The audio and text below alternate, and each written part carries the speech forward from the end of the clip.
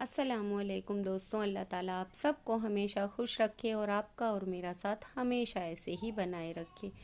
تو دوستوں، آج میں آپ کو ایک ایسے گناہ کے بارے میں آگاہ کروں گی، ایک ایسے گناہ کے بارے میں بتاؤں گی جو بہت سارے گھروں میں ہو رہا ہے، اور خود میں نے اپنی آنکھوں سے دیکھا ہے ایسا ہوتے ہوئے، اور اتنے پڑھے لکھے لوگوں کے گھروں میں یہ گناہ ہو رہا ہے جن کو دین کی بھی بہت نالج ہے، لیکن ان کو اس چیز کا احساس ہی نہیں ہوتا کہ یہ گناہ ہے۔ ان کو ایسا لگتا ہے کہ نہیں، یہ تو کوئی گناہ ہی نہیں ہے۔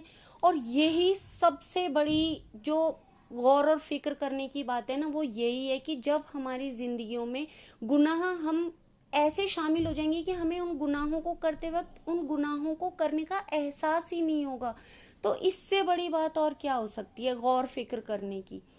تو دوستوں، یہ جو گناہ ہے نا، یہ گناہ ہے چوری۔ اب چوری کا نام سنتے ہی نا، چوری کا گناہ سنتے ہی ذہن میں صرف پیسے آتے ہیں، یا زیور آتا ہے، یا اور کوئی چیز آتی ہے کہ بس صرف اسی چیز کی چوری ہوتی ہے۔ مگر چوری نا بہت ساری چیزوں کی ہوتی ہے، جس کے بارے میں آج میں ایک مثال آپ کے سامنے رکھوں گی، وہ ہے بجلی کی چوری، جو بہت گھروں میں ہوتی ہے اور بہت کامن سی بات لگتی ہے۔ لوگوں کو لگتا ہی نہیں کہ وہ چوری کر رہے ہیں، کیونکہ وہ چوری تو سرکار کی ہے۔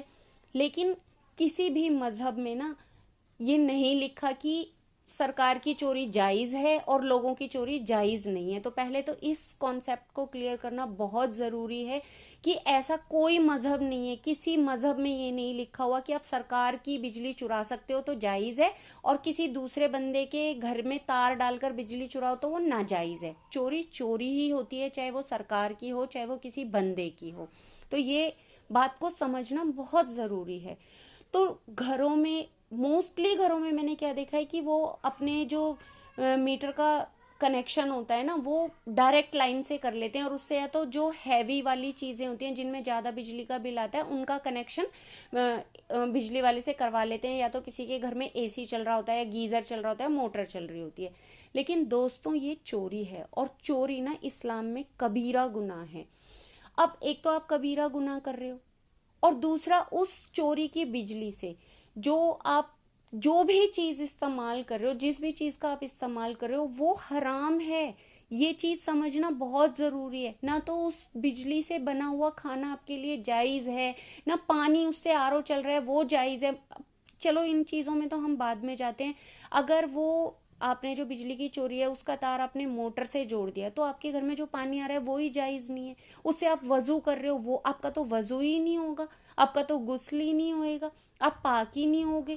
تو آپ چاہے کتنی بھی عبادتیں کر لو، وہ آپ کی عبادت اللہ تعالیٰ کیسے قبول کریں گے؟ کیونکہ آپ چوری کے پانی کا استعمال کر رہے ہو۔ تو یہاں پر میں آپ سب سے ایک ریکویسٹ کرنا چاہتی ہوں کہ پلیز آپ اس مسئلے پر غور کرو اور اس کی گہرائی میں جاؤ۔ بجلی چوری مت کرو، بہت بہت سخت گناہ ہے، یہ کبیرہ گناہ ہے، اور اتنا غلط ہو رہا ہے۔ اب لوگوں کو لگتا ہے ہم تو نماز پڑھتے ہیں، ہم تو قرآن پڑھتے ہیں، ہم تو بھائی کھانے کا صدقہ کرتے ہیں، ہم تو یہ کرتے ہیں، لیکن آپ یہ تو سوچو، آپ جو بھی چیزیں کر رہے ہو وہ آپ چوری کے پانی سے کر رہے ہو، تو کیسے اللہ تعالیٰ قبول کر لے گا؟ اللہ تعالیٰ اتنی پاک ذات ہے، وہ آپ کی چوری کیے ہوئے پانی سے آپ وضو کر رہے ہو، اور اللہ کے سامنے کھڑے ہو رہے ہو، آپ کو حیا نہیں آ رہی؟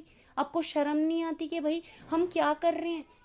اور تعجب کی بات ہے کہ جن گھروں میں نے یہ سب ہوتے ہوئے دیکھا ہے، وہ گھر دین کے ٹھیکے دار ہیں، مطلب ان گھروں میں عالم لوگ رہتے ہیں، اور ان گھروں میں یہ سب کچھ ہو رہا ہے۔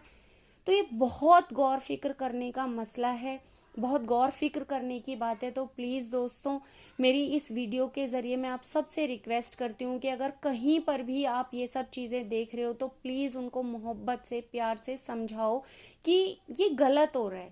ہو سکتا ہے ان کو علم ہی نہ ہو اس چیز کا، تو یہ ہم سب کا فرض بنتا ہے کہ ہم اس چیز کو روکیں، اور جو کوئی ہمارا بہن بھائی یا رشتہ دار ایسی چیزیں کر رہا ہے، بجلی کی چوری کر رہا ہے، تو اس کو بہت محبت اور نرمی کے ساتھ سمجھائیں۔